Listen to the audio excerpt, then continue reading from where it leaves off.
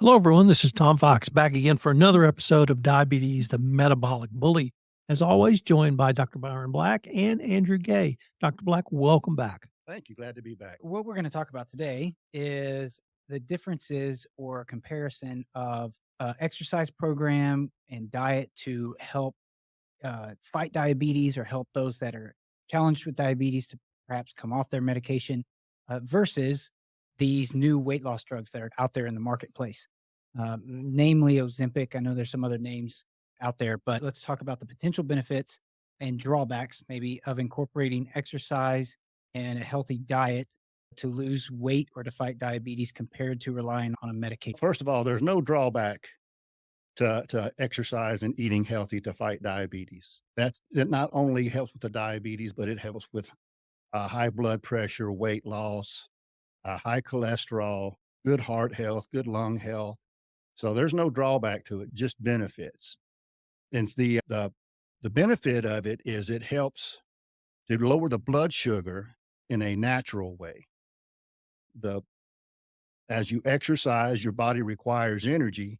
And so it draws that from your stores and from your bloodstream at the same time, helping to lower your blood sugar. The medications, what they do is they act upon your other organs to prevent either the secretion of blood sugar from the liver.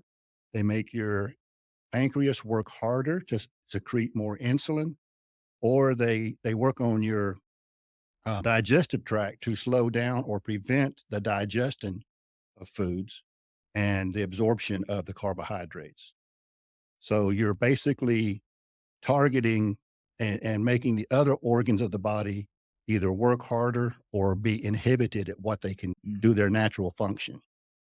Whereas exercise is a natural function along with good eating, and it does the blood sugar, it lowers it in a natural way, in an effective way, the way it was supposed to be lowered. Mm. That doesn't really sound too healthy, to be honest. If I think about how to if I'm trying to lose weight through taking a pill and it's making my pancreas work harder, my body functions are out of whack, it's blocking one thing or increasing another. Do you think that might wash itself out? The fact that I'm doing this in an unnatural way, but the baseline effect of me actually losing weight is still helping me fight diabetes. So therefore, is it overall healthy choice or not? Good question. First of all, lowering your blood sugar and controlling diabetes is not dependent upon weight loss. Now, weight loss is part of a good exercise program and a good nutrition, but it's the exercise program because we're trying to get the blood sugar into the muscle cells to where it can be used for energy. And so that is the key to getting the blood sugar lowered or controlling it. Weight loss is secondary to that. So people that try to control their diabetes through weight loss by taking these weight loss drugs are setting themselves up for failure, because one of the things that they do is they like the Ozempic, for example, is a very popular one right now. It works on the pancreas, makes it work harder to put out more insulin. It works on your intestines, makes them slow down so they can't digest and absorb the food properly, which has been shown, which leads to gastroparesis, which is a slowing down of the stomach emptying into your intestines. Oh, so gastroparesis. That Gastroparesis. doesn't sound good. It is not good.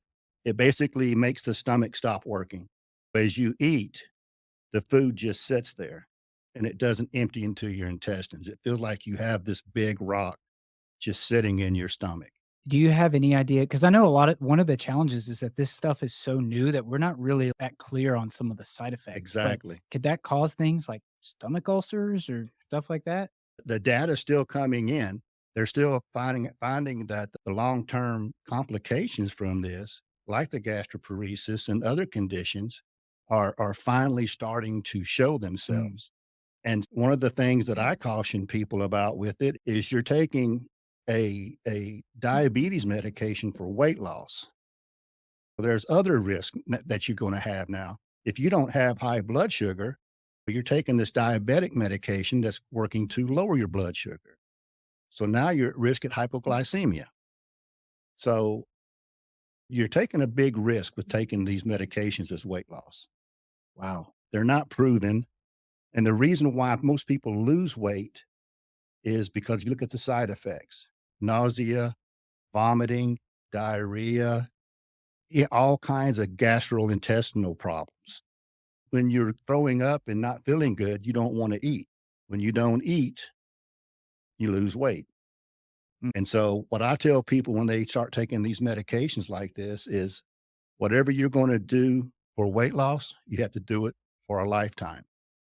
So, if you can't do it for a lifetime, don't even do it for a day, because the minute you stop all these medications, your body's going to revert back to its normal state. What you're saying, it sounds is that the best option possible is for me to adopt a new type of lifestyle or fold Right. these new habits into my lifestyle going forward, where it does affect somewhat of a permanent change. Do you have any quick tips just about that? Especially since we're right after the new year. So you have any tips about how to look at adopting that? Because I think a lot of people, including myself, have tried to fold new changes into our lifestyle and it becomes overwhelming because we're trying to change too much at once. Exactly. Good point. Yes, start where you are in your ability. If you can only walk for 10 minutes at a time, then walk for 10 minutes at a time. Don't try to go from 0 to 100 in 1 week. Start at 10 minutes and in a couple of weeks, go to 12 minutes. In a couple of weeks, go to 14 minutes. Slowly build up your routine so that it's manageable. A lot of people try to do too much too quick and they wind up burning out. And they try, or maybe even hire a trainer just to get you a good program started. But you can come see me at the medical fitness clinic and I'll be happy to talk to you about getting started. And it won't cost you a dime, because a lot of people go into the gyms. They did it last year. They went in and they did the same exact thing the year before and Mm. the year before. And they're probably going to do it this year because they don't know what a good program is. Sure. And I think we're coming up on the time. We're about this is the fourth week of January, and this is like the peak quitting time, I think, Right. right? People, we get 3 to 4 weeks into whatever we're doing, we overwhelm ourselves with adopting some kind of new lifestyle from 0 to 100. And then by week 3 or 4, the initial highs worn off, monotony set in, we're burned out, done, Yep. I right? see it all the time. Is there some possible interactions that I should avoid, considerations I should take into account if I am taking that drug and I'm hell bent on actually taking that because it can give me some motivation, give me a head start, but I still want to do the diet and exercise thing at the same time? My first concern would be your blood sugar levels, because most of the weight loss drugs are going to lower your blood sugar. That's what they're designed to do. And so when you come in and see me and we start exercising, that also is going to lower your blood sugar. And so you run the risk of dropping into what we call a hypoglycemic zone, where you have really low blood sugar and you can't function properly. That's not good. That's not good. You can pass out. There's even diabetic comas that you can go into. So I would have to tell you that you need to monitor your blood sugar really close if you're going to do that, to prevent that from happening. So, Dr. Black, unfortunately, we're near the end of the time for this episode. But before we leave, I wanted to ask if our listeners wanted more information on yourself or the Medical Fitness Clinic of Kerrville, what would be the best place or places for them to go?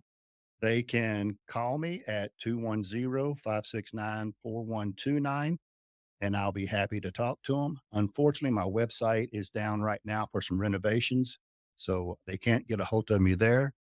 So calling me is the best way to get a hold of, or texting. Great. I look forward to continuing this conversation. All right. Thank you.